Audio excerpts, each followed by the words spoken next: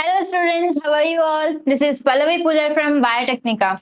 I hope you are revising well for the NEET exam, right? So today I am going to discuss regarding the PYQs of NEET chemistry. I hope you will be joining me soon. So I will be waiting for 1 or 2 minutes. So join me faster students. Yes, let me check for the students. Yeah, Abhirami has joined right now. Hello Abhirami, how are you?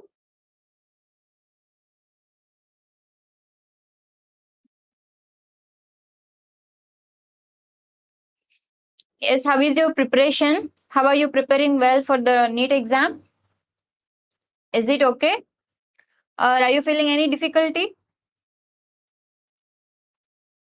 Okay, someone has joined as Magita S. Yeah, hello. Very good evening.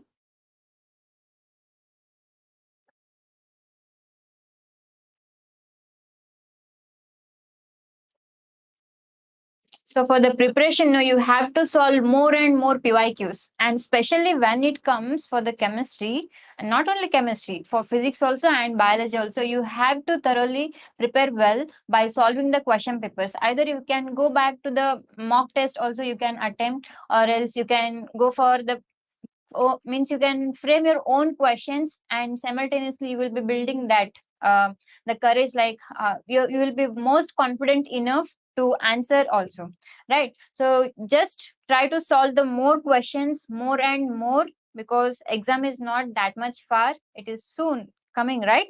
So just let us start with the questions. So students, how is the Josh? So shall we start it?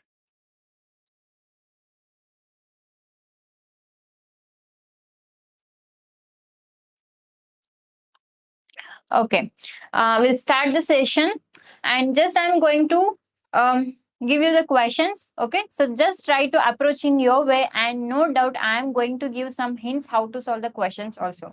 So we'll start with the first question. So the first question, as you can see on the screen, which of the following diatomic molecular species has only pi bonds according to molecular orbital theory? So here you have to concentrate on the MOT of the given options. So they have given the diatomic molecule. So the options are like this. Option A is O2, and option B is N2, and option C is C2, option D is B2, that is beryllium, right? So just let me know the answer, what you will choose, the correct option. Yes, someone has joined recently. Okay, Mallikarjun. Yeah. So Datek has already answered it as N2. What about you, remaining students? What is your answer? So you have to apply the MOT. So just you have to concentrate on the molecule which has only pi bond. It is not having any sigma bond, only pi bond it has. So just let me know what you will get. Okay, most of you are answering it as N2. Okay, so just let us look at the answer. So the answer is C. Okay, so the answer is C. Why? I will tell you. So what they have asked you? They have asked only pi system, right? So the molecule is having only pi bond. So pi bond, in the sense, in case of carbon, you can see that is dicarbene, we can say this is unstable molecule. And why it has only pi bond? If you go for the remaining options, so remaining options, whatever you were having there, that is N2O2 and beryllium twice you are having, right? So in case of O2, you can see the structure. So the electronic configuration overall, you can see the sigma 1 is, sigma star 1 is, sigma 2 is, sigma star 2 is. So overall the electronic configuration where up till pi star 2py and pi star 2pa, 2p side, you are filling the electron. So overall what you can say, in case of O2, there existence of pi bond along with that one sigma bond, right? So you will be having one pi bond along with sigma bond. So this is what you can say, one pi bond and one sigma bond in case of O2. And the next option was N2. So you all have answered me it as N2, right? So you have answered me as N2. But in case of N2, we know that it will be having how many? Three bonds. Three bonds, where one will be pi, another one will be pi, and where the center one, you can see this will be sigma bond, right? So this will be sigma bond. So what overall you can say, it will be having one sigma, and two pi bonds. So two pi bonds it has, right? And now what option you were having? You were having beryllium. So beryllium is what the configuration you will be having, that is 1s2, 2s2. So 1 is to 2 is 2. So there is no existence of the p orbital itself. Then if there is no p orbital, then there comes the question that the p, or that is the pi bond formation, is not possible overall, right? So what I can say, beryllium is also not possible, nitrogen is also not possible, oxygen is also not possible. That is O2 N2 B twice. Okay. Now coming to the last option, what I had told, the answer option C, that is C2. So C2 is having only pi bond in its structure. So just let us look at it. Okay, so just let us look at it. So first thing, in case of C2, so atomic number is 6, in the sense totally 12 electrons are there. So total 12 electrons. So in case of N2 configuration, in the given configuration, you can see till pi 2px and pi 2py, you can fill the same configuration. So you can follow the same configuration. So just I am marking here. So till here, the C2 will be having this configuration.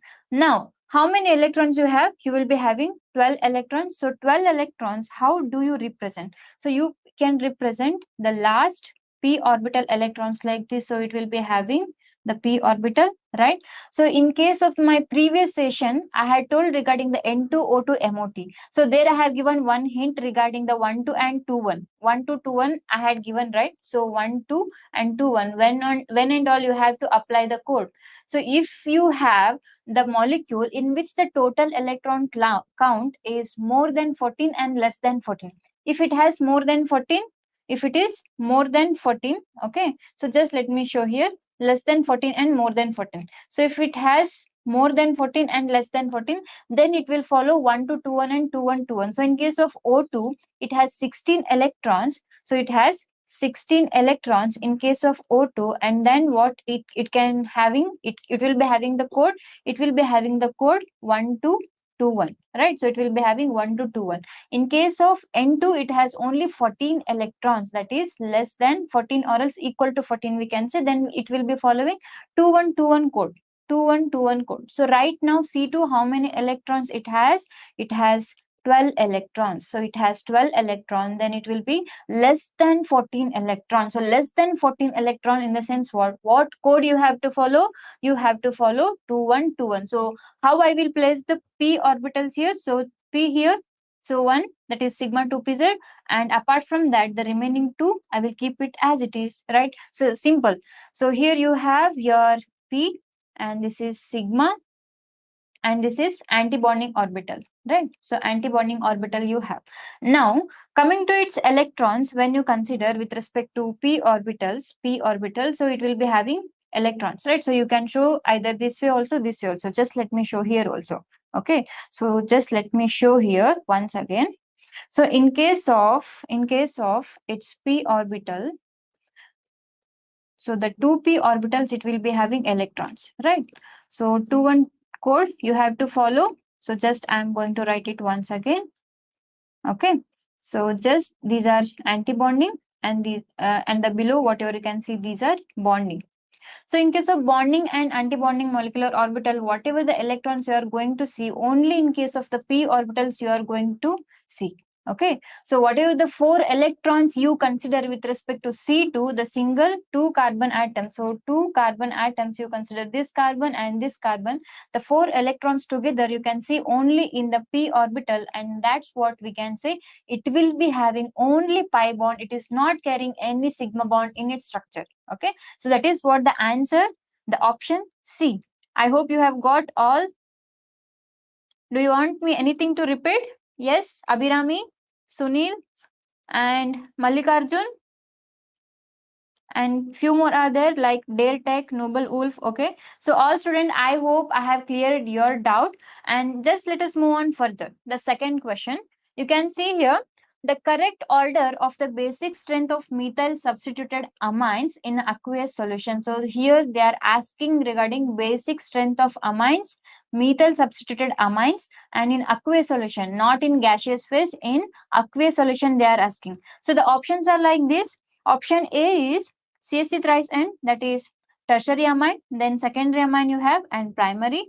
And option B, where CS3 twice NH your secondary amine, and then CS3NH2 primary amine, and then you have CS3N, that is tertiary amine. Okay, and next what you have here overall CS3NH2, CS3 twice N, CS3 thrice N. Okay, and option D lastly CS3 thrice N, CS3NH2, CS3 twice NH you have. So just you have to apply the inductive effect concept and solvation effect. So just let me know, students, what you will get the correct option. Okay, Dairytech has already answered it as option B. What about remaining? Yes, students, make it fast. So just you have to concentrate on the methyl groups which are present on the nitrogen. So just what you have to do, you have to concentrate on the nitrogen which is substituted one. So two methyl groups are there, or else just it has only one substitution, and where it will be having three substituted, that is three methyl groups are present on the nitrogen. So just what you have to see with respect to its solvation effect, and secondly inductive effect. So just consider how exactly the lone pair of electrons present on the nitrogen will be easily available to donate. So the basic strength, how far we can understand that, only we can understand only based on the electrons which are present on the nitrogen must be easily available, right? Then only we can say it is more basic. So what answer you will be getting? So just let me know once again. Okay, so just let me tell you what answer you will get here. Okay, so the correct option for this question will be answer B, that is that will be first, it will be secondary, then primary, then tertiary. So why is it so? Secondary has come first, then primary, then tertiary. It might be either tertiary, secondary, primary, or else primary, secondary, tertiary. So why it has come as 2, 1, 3? Okay, so why it has come?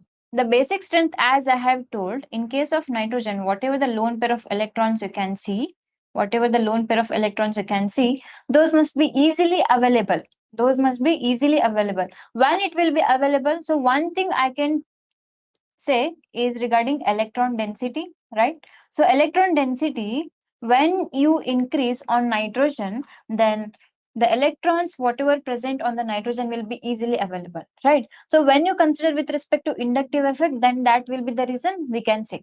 But when it comes to solvation effect, so solvation effect, where that is purposely they have asked regarding aqueous medium. So aqueous medium in the sense what, there will be presence of water, right? So water is having, right? So water is there already in the media.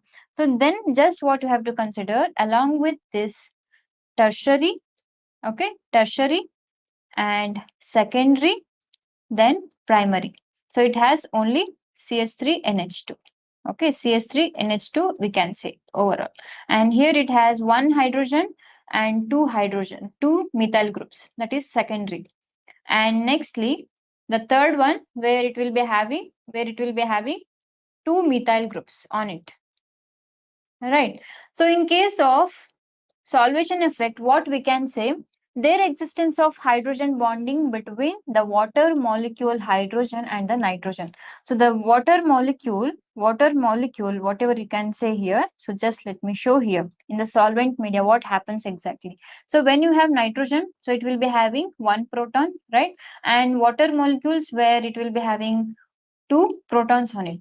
So there will be existence of hydrogen bonding between this nitrogen and hydrogen of oxygen. So because of the extent of hydrogen bonding in the aqueous media, it will be giving more stability to the given molecule. That's why the basic strength will be increasing when you consider the solvation effect, or else solvent effect we can say. And that's what the answer has to be, answer, that is option B. Okay, so by considering overall the solvation effect and inductive effect, the combined effect of solvation effect and inductive effect, what you can give the order?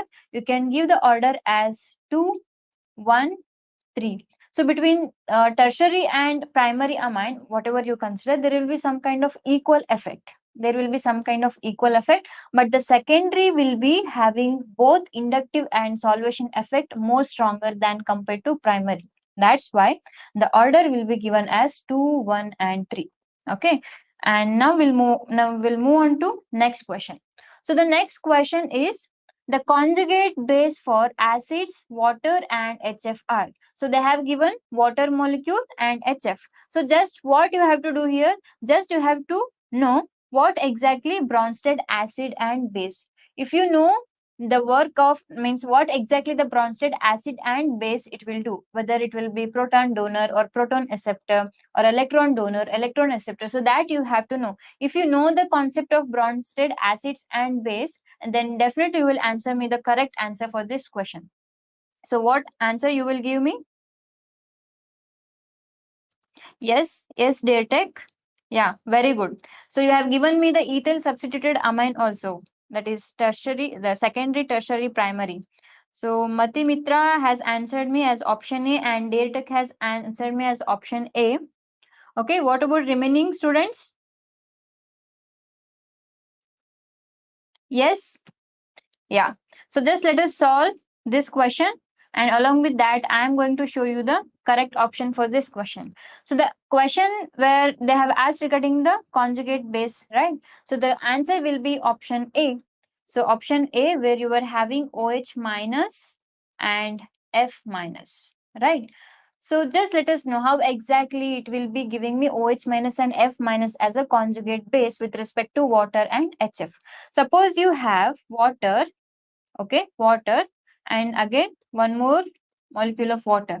So one will be acting as Bronsted acid and another one will be acting as Bronsted base. Okay, and now according to Bronsted acid base theory, we know that Bronsted acid is proton donor. It will donate the proton. So after donating proton, what you will get here? You will get H3O plus OH minus as conjugate acid and base. So it will be your conjugate acid and this will be your conjugate base. So you have got the conjugate base as OH minus when you have two water molecule, that is one is Bronsted acid and another one is Bronsted base. So Bronsted acid is what? It must be proton donor. So it is donating proton to this water molecule and that's why it has become the conjugate base as OH minus. Now coming to next molecule, they had given HF. So HF you treat with water molecule once again, and then now again it will be your Bronsted acid and water will be Bronsted base. So what you will get here? You will get here again your conjugate acid as H3O plus, okay, H3O plus and F minus as your conjugate base. So F minus is what? The conjugate base you have, right? And H3O plus is what? Your conjugate acid. So that's what you have got the answer. That is OH minus and F minus. So these are the conjugate base with respect to water and HF. So very good, students. So you are giving me the correct options. Yeah, you have to keep it up. So like this only you have to give me the answers. So just let us move on to the next question. The question you can see on the screen is, in the reaction, they have given one reaction. So the acetylene they are treating with NaNH2 in liquid ammonia, and the second reagent they are using is C2H5Br. And first you will get one product as X, okay, and then that X product you are treating with again another mole of NaNH2 in liquid ammonia, soda amine in liquid ammonia, and where the next reagent you are using the same C2H5Br and you are getting the final product as Y. So you have to tell me which option you will choose as X and Y products respectively. So they have given the options like option A, where X will be your 2-butane and Y will be 2-hexane, and the option B, where X will be 1-butane and Y will be 2-hexane, and option C, where X is 1-butane and Y is 3-hexane, and option D, where X is 2-butane and Y is 3-hexane. So just let me know the option which one you will choose. So what option you will choose for this question? So just you have to treat with base first. So just let me give you the hint what you can do here. So overall, okay. So overall, what you can do here, okay. So with respect to this question, one second, there is a bit technical issue. Just let me correct it.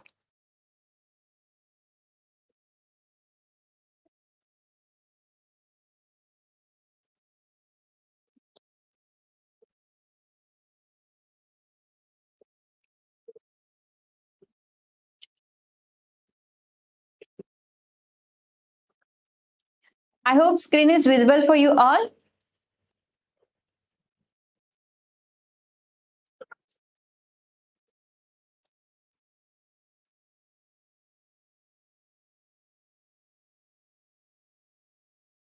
So one second, students.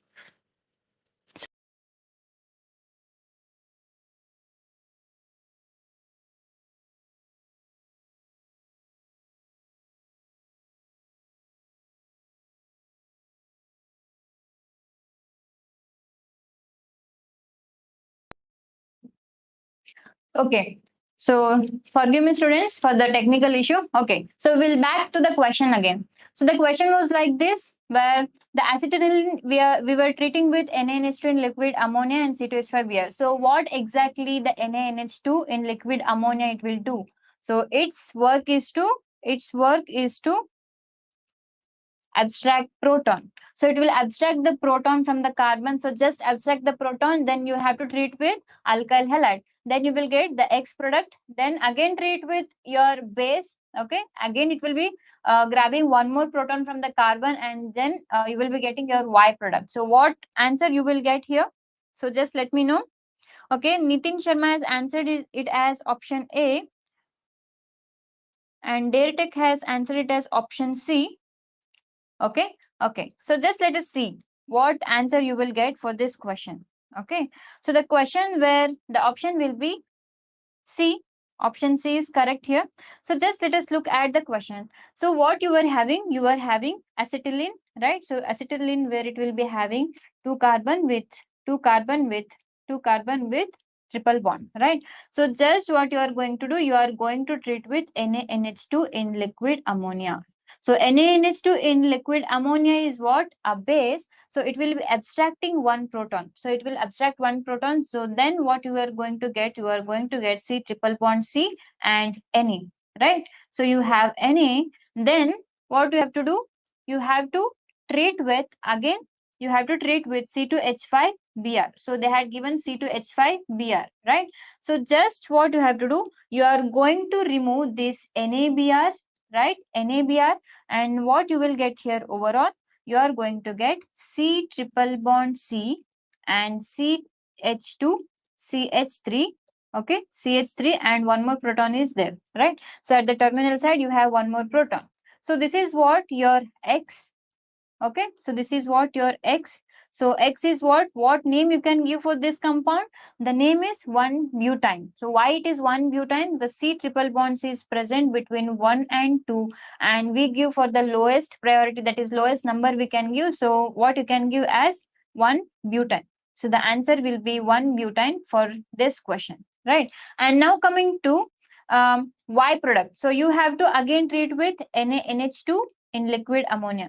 So next what you have to do, overall, you have to grab this proton and you are going to convert again it into its salt form. So that is C triple bond C, and another side you have your C2H5, and where you have Na here.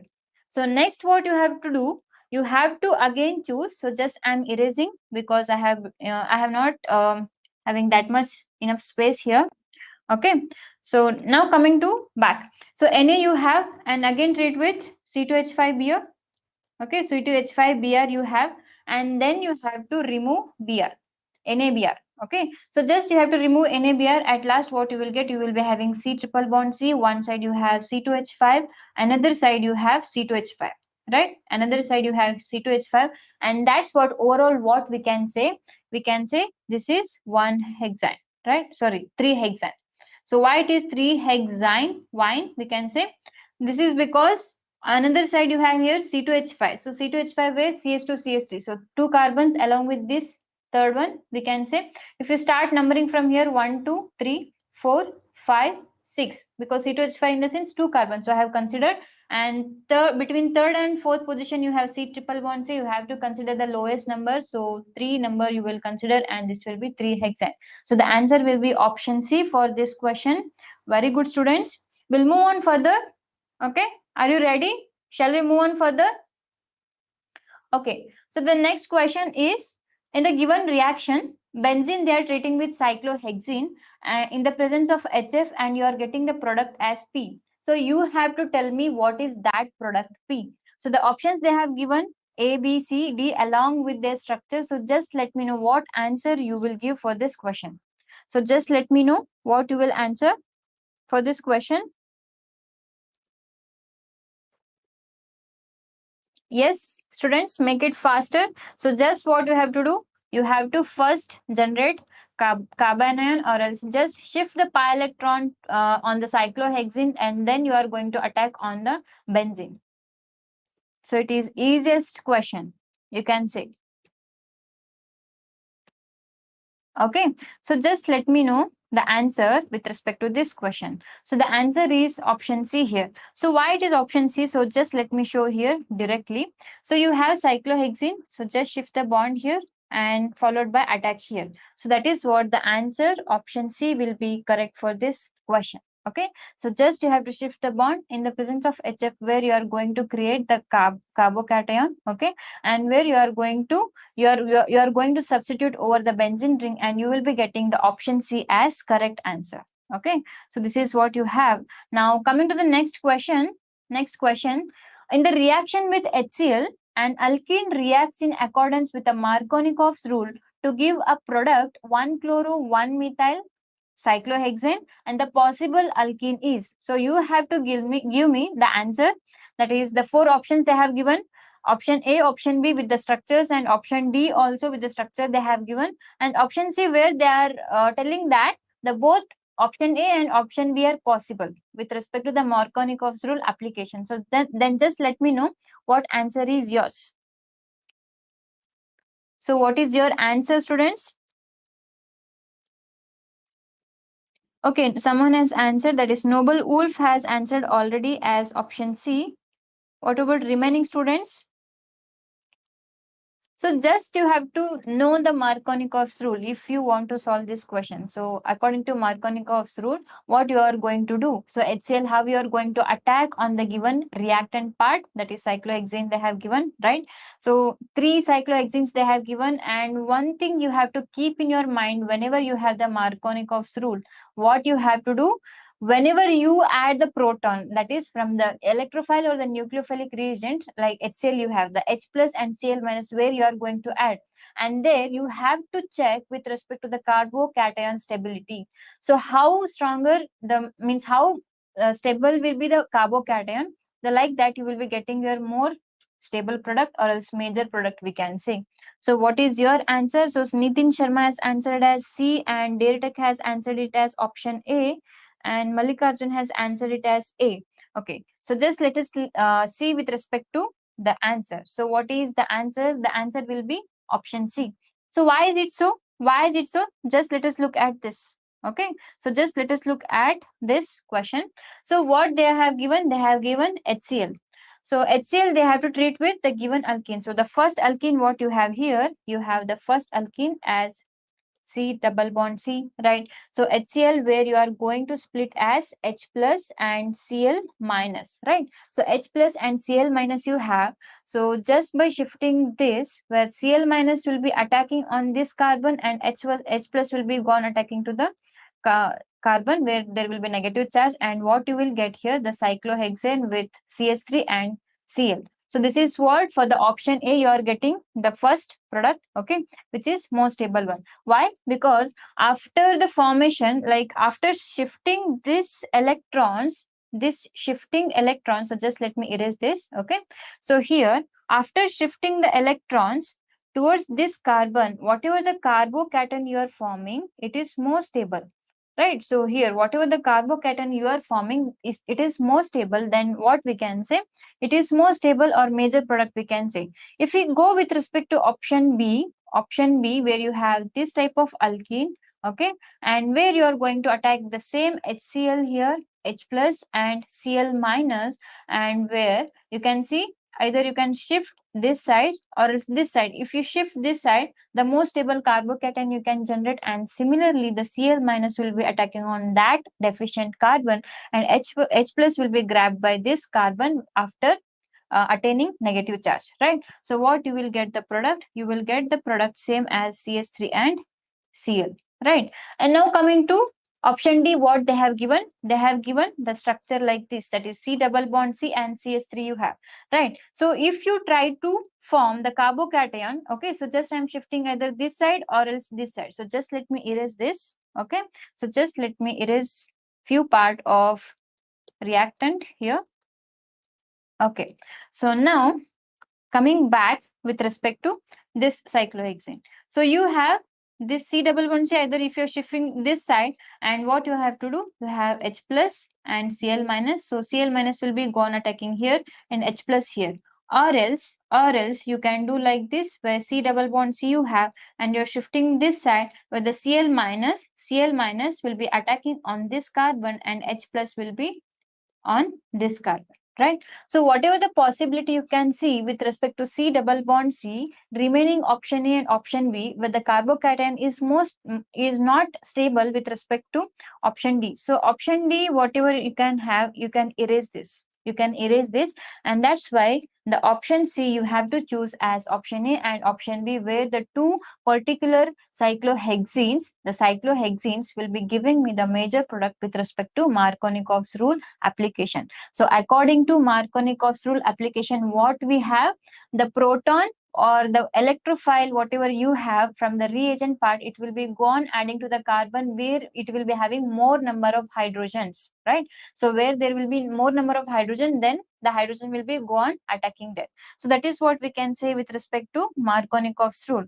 And now coming to the next question.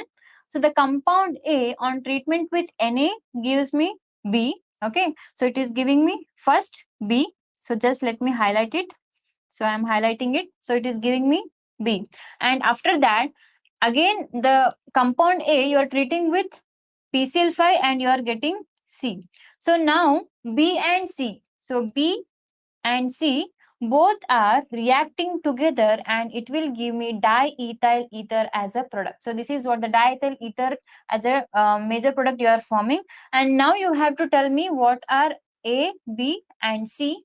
A, B and C. So how you are going to form the diethyl ether? So you have to think it carefully. So if you consider with respect to the given option, so in the given options, what all the structures we have? We have one thing is in the option A, where the C2H5OH, C2H6, C2H5Cl you have, right? So C2H5OH, just let me write it down here.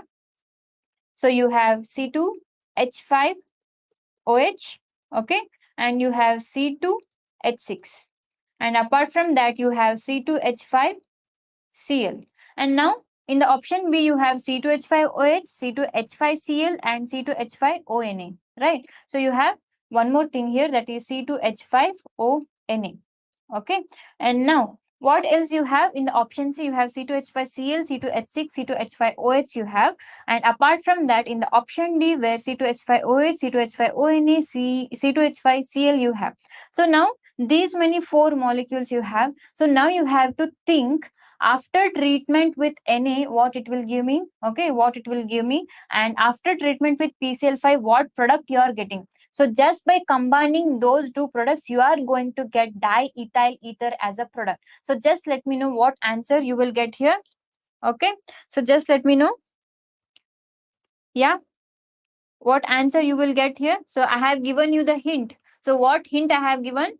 The C2H5OH, C2H6, C2H5Cl, C2H5ONA. So in all the options they have given these four molecules, right? So now you have to think about, like, after treatment with two reactants, I have to get like one product, that is B, and then after treatment with PCl5 you have to get the product C, and then after that what you have to do, you have to merge both B and C, means you have to combine both B and C, and you are going to get diethyl ether as a product. So diethyl ether structure will be C2H5O, right? So C2H5O, C2H5.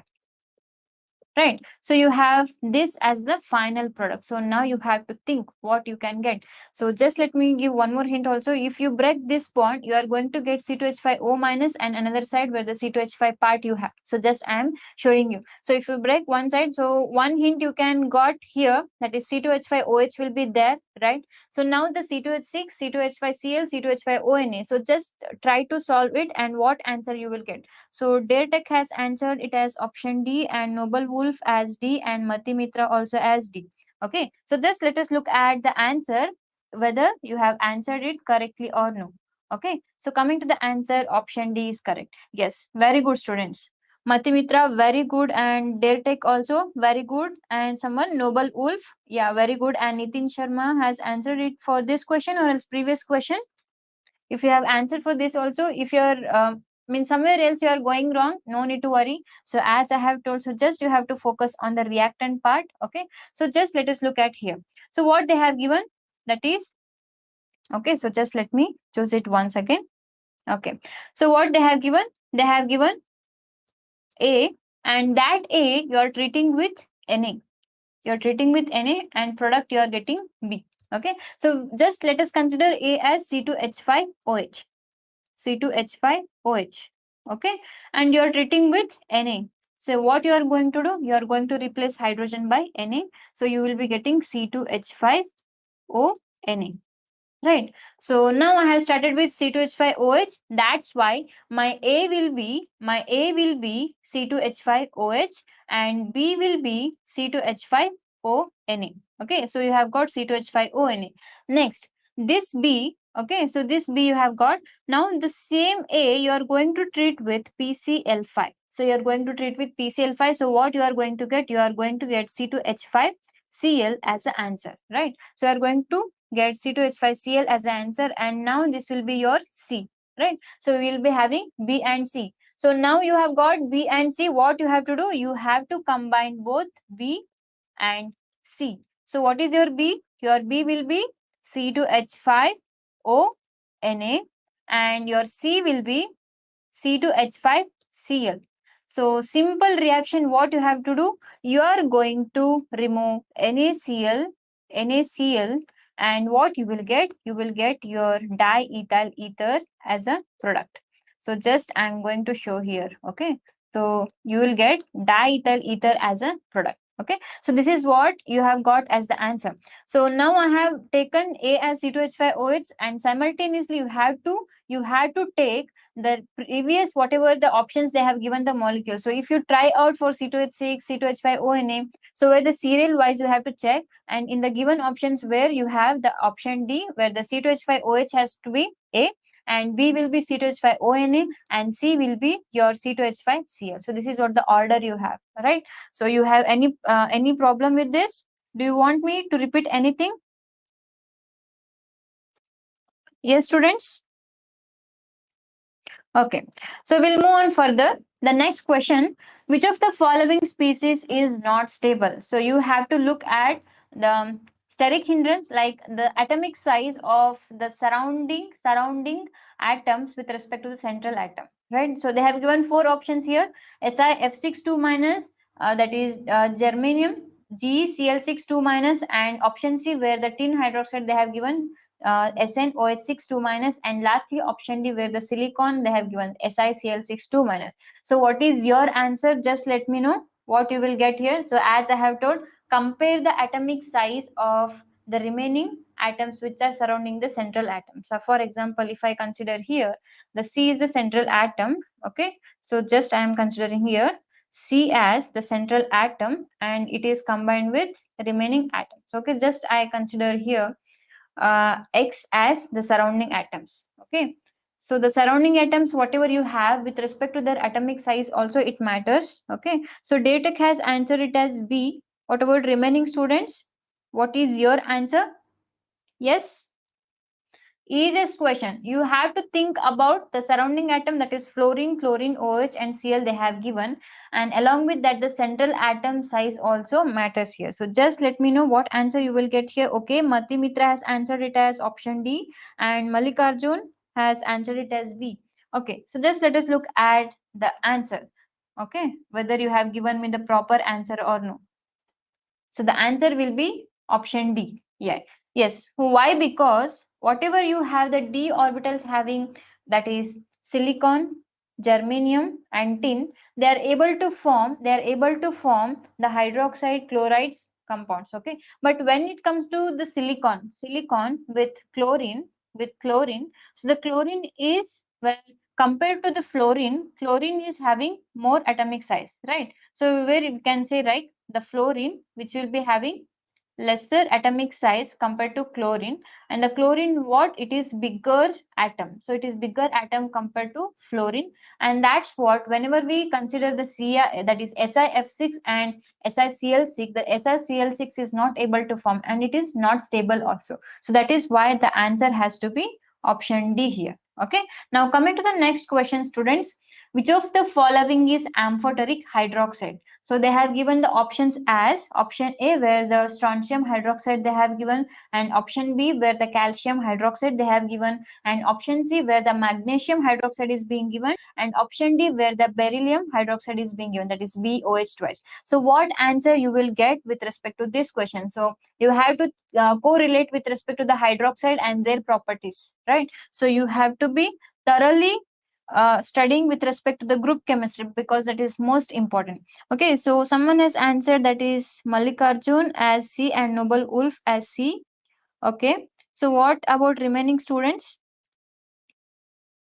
Yes, what answer you will get here? Easiest question, right? So just you have to say that which hydroxide is acting as the amphoteric, means it will be treated with base also and acid also, right? So the amphoteric nature of the given hydroxide. So what answer you will get, students? Make it fast. Yes. Okay, Matimitra has answered it as option D. Yes. Okay. So just let us look at the answer. What you have got. Yes, the answer is option D. Yeah, very good, Matimitra. And okay, Nitin Sharma also has answered it as option B. Very good, students. I'm happy for you all. You are answering it properly. Okay. So coming to the question where you are having beryllium hydroxide, right? So beryllium hydroxide, BOH twice, you can see, right? So beryllium OH, that is beryllium hydroxide, beryllium OH twice. So upon treatment with acid, suppose you consider HCl in 2 moles. So what you will get here? You will be getting BeCl2 along with that 2 moles of water molecule. Okay. Now, if you are treated with HCl, you have got BeCl2 as a product. Now, if you are treating with base, what happens? So, you are going to treat with base BOH twice along with NaOH. So, just I am going to consider, that is 2 moles of NaOH. You are going to get B. Okay. So, just I am going to consider here overall. Okay, so just let me write it down. So you are going to get Na2 and BOH 4 times. Okay, so this is what the reaction with respect to base and acid you are getting with respect to the beryllium hydroxide. That's why they have given the nature, that is it is acting as both, where acid also and base. So it is mainly treated with acid also, base also, and the remaining whatever the hydroxide you have, those all are basic in nature. Okay, so the remaining magnesium hydroxide, strontium hydroxide and calcium hydroxide all are basic in nature. Yeah, now coming to the next question. Okay, so just let us move on. So the next question, where for the second period elements, the correct increasing order of first ionization enthalpy. So you have to know the periodic table group trends, then definitely you are going to answer me the correct option for this question. So the options A they have given as the order, that is lithium, beryllium, boron, carbon, nitrogen, oxygen, fluorine, neon, and the option B, where lithium, boron, beryllium, carbon, oxygen, nitrogen, fluorine, neon is being given, and the option C, where lithium, boron, beryllium, carbon, nitrogen, oxygen, fluorine, neon you have, and option D, where lithium, beryllium, boron, carbon, oxygen, nitrogen, fluorine, neon you have. So just let me know what answer you will get for this question, students. So just think about the ionization enthalpy, how whether it is decreasing or increasing from left to right or right to left. So based on the given atoms, you can say whether you have to consider that is left to right or else right to left. Okay, whether it may be upside down also. So just let me know the answer what you will get here for this question. Yes, students. So they have given the order. Okay, so the order they have given that lithium, boron, beryllium, and in between the oxygen and carbon or else nitrogen, oxygen. So they have just interchanged. Okay, so the answer for this question just you have is option B. So why it is option B? So just I'm going to show here. Okay, so just let me show here that is option B. So they have given as lithium, lithium, boron, and beryllium, carbon, oxygen, nitrogen, fluorine here. So nitrogen has come first rather than oxygen. Why is it so? And beryllium has come first and boron. So with respect to their configuration, if you look closer, okay, so nitrogen and oxygen you have.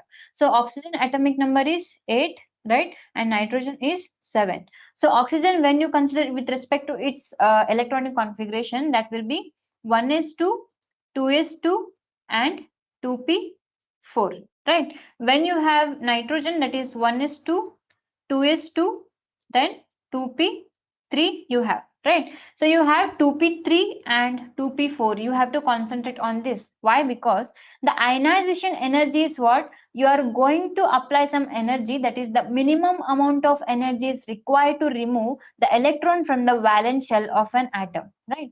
So you are applying some amount of energy, so that energy where it might be higher or lesser based on it's the p orbital or the d orbital, whatever the orbital we are going to consider with respect to I, that you have to concentrate. Right now in the given configuration where you can correlate with respect to nitrogen and oxygen, where the 2p3 and 2p4. So 2p3 is what? The p orbital can come up with, means it can be filled with 6 electrons, right? So 6 electrons, in the sense the p3 will be half filled p orbital. So the half filled p orbital will be more stable, right? So the amount of energy you have to apply more in order to remove the electron from the nitrogen valence shell, right? So the nitrogen valence shell where you are going to apply more amount of energy, means the amount of energy required more in order to remove the electron from its valence shell. That's why oxygen will be having lesser IE compared to nitrogen. And similarly in case of beryllium also you have to apply the same thing. So beryllium will be 4 and boron will be 5. So this will be what? 1s2, 2s2, right? So s2, where the s orbital is completely filled, so it is more stable in its configuration. And when you come up with boron, so it will be 1s2, 2s2, and 2p1 you have, right? So compared to this 2s2, 2p1 and 2s2, where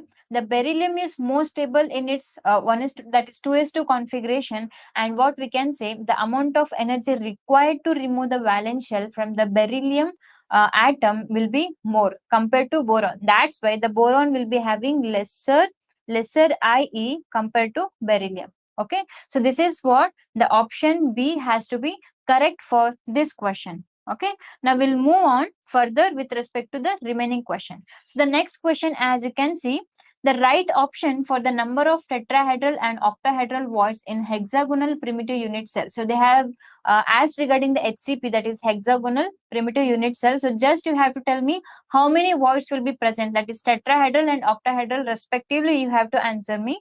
And the option A, they have given 8, 4, and B where 6 and 12, and option C where it is 2 and 1, and option D where it is 12 and 6. So just you have to calculate along with respect to the voids and where they have given the HCP mainly. So what answer you will get for this question? Yes. Yes, Daretech has answered me that beryllium with fully filled. Yeah, very good, Daretech. Yes. So the answer is proper for the previous question. What about the current question? So just let me know the answer, students. Yes, so Daretech has answered it as option D. What about remaining students? Yes, students. Okay, Nitin Sharma has answered it as A. And okay, so just let us see what answer you will get here. Okay, so the answer is D, 12 and 6. Why is it so? We know that already. Okay, before that, just let me show the how exactly the voids will be looking. So with respect to this is tetrahedral void, octahedral, and this is tetrahedral void, right? So tetrahedral void and octahedral void you are going to calculate. And with respect to this, I am going to highlight the few things here. So just consider. So in case of hexagonal primitive unit cell, it will be having 6 atoms, right? So it will be having 6 atoms in its structure, and what we can say, n will be equal to 6, right? Now we have to calculate for octahedral and tetrahedral void. So octahedral void will be what? It will be always equal to the number of atoms present in the unit cell. So now the octahedral voids will be what? 6 only. Why? Because the number of, whatever you can see, the number of atoms in a crystal structure is 6. That's why the octahedral voids will be equal to that, and n will be 6, and that's what the octahedral void calculation will be 6. Now coming to the tetrahedral void. So in case of tetrahedral voids, what you can see, the tetrahedral voids where it will be always 2 times of the number of atoms in the crystal structure. So you have 6 atoms per unit cell. Now 6 into 2, it will be 12. So what you can say, the tetrahedral void will be equal to 12 and the octahedral void will be equal to 6. So the answer will be always 12 and 6 with respect to HCP. Okay, so for the given question, the answer will be what? 12 and 6. Okay, now coming to the next question. Okay, now next question where you can see regarding the Kohlrausch law. Okay, so they have given the molar conductance of NaCl, HCl and CH3CONA at infinite dilution are 126.45, 426.16 and 91.0 Siemens centimeter square per mole respectively. So they have given you the molar conductance of NaCl, HCl and CH3CONA. So what else they are asking you? They are asking the molar conductance of acetic acid at infinite dilution is. So what is the molar conductance of acetic acid? You have to find out that. So they have given the value. Okay, the option A were 2.128 and option B 390.71 and option C where 698.28 you have, and option D where you have 540.48 Simon centimeter square per mole. Okay, so just you have to calculate. So first you have to consider the molar conductance. So they are asking regarding acetic acid. So acetic acid CH3COOH. Okay, so the molar conductance of HCl and CH3CONA, NaCl. So what you are going to do, whether you are going to add up, you are going to multiply, whether you are going to subtract. So that is what the point you have to concentrate. What exactly they have given the question. So just let me know the answer, what you will get here. Okay. Yes. So Datek has answered it as option B and Nitin Sharma has answered it as option C. Okay. Okay. So just let us look at it. Okay. Just let us look at the answer as option B. All right. So you can see here, already I have given the equation with respect to, okay. So just let me choose different ink. Okay. So coming to this question where they have given equation. So equation already I have shown here with respect to molar conductance. So they have asked you regarding acetic acid. So acetic acid in the sense what? CH3COOH. So what values they have given you? They have given you values of CH3CONA, right? So they have given you CH3COONA and HCl, right? And NaCl. So now if you want CH3COOH, then you have to add up the molar conductance value of CH3CONA, HCl and NaCl. We don't want that, right? So we don't want the part of CH3COOH, whatever you can see, it is not having either Na also, Cl also. So now what you have to do, you have to subtract that. Okay. So just what you have to do, you have to subtract with respect to the molar conductance values of sodium salts of acetate, that is lambda m CH3CONA you have, and lambda m of HCl and lambda m of NaCl. So you are going to add the molar conductance values of sodium salts of acetic acid along with that the HCl, and you are going to subtract the NaCl molar conductance value, and you are going to get definitely 390.7 Simon centimeter square per mole. Okay, so the answer is option B here. Now coming to the next question, you can see the correct structure of 2,6-dimethyl dec 4-ene. So you have to draw the structure, and options also they have given. So just what you can do here, in the given option you have to try to number. So just try to number each and every option with respect to the priority order, that is C double bond C and methyl they have given. Okay, so already they have given the IUPAC name as 2,6-dimethyl dec 4-ene. So just let me know the option what you will get here. Yes, yeah, Mati Mitra has answered as 390.7. Yeah, very good, Mati Mitra. Yeah. What about this question? Just let me know the answer what you will get for this question. Yes, the correct structure for 2,6-dimethyl 4-decaene. Okay, Datek has answered it as option A. Okay, let me wait for remaining student. Yes. Okay, so just let me give you the answer as option A only. So option A only. Before that, just let us see how exactly we have got the 2,6-dimethyl dec 4-ene. So now we know that the double bond position is between 4 and 5, or that is 4 and 5, right? So now if you start numbering from here, that is the first carbon, and second carbon, third carbon, fourth carbon, fifth carbon, sixth carbon, seventh, eighth, ninth, 10th, right? So on second position, you have methyl group.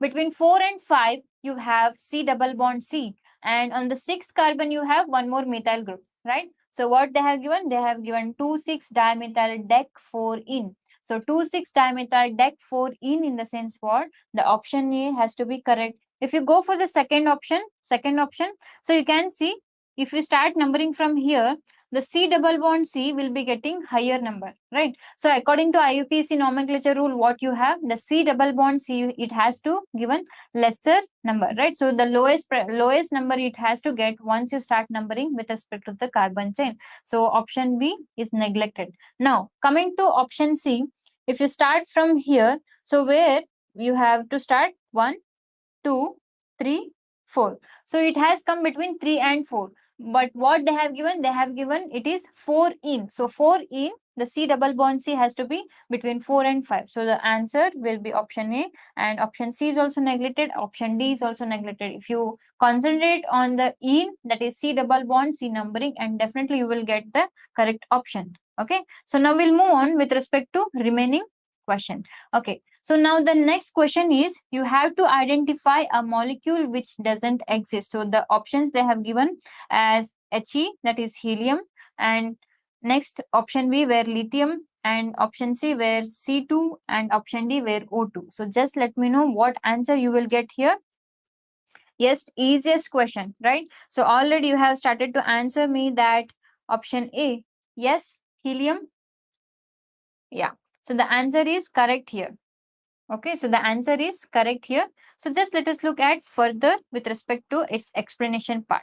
So when you consider the helium, okay, so the simple what pathway you can follow is bond order calculation.